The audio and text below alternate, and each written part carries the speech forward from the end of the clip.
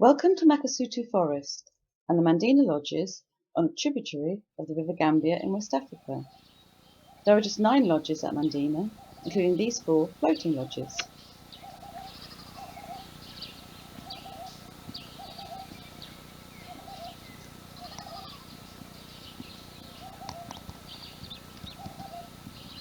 A local guide will happily join you on a walk through the forest, where you will no doubt have the chance to observe Makasutu's troop of baboons.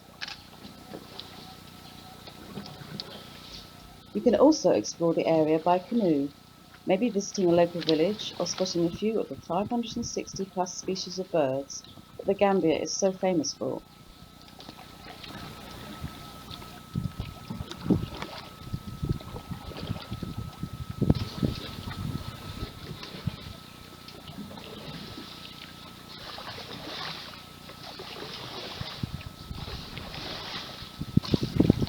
The river is tidal, and at low tide you'll clearly see the Gambian oysters clinging to the roots of the mangroves. Women collect this local delicacy either by wading into the river or by canoe.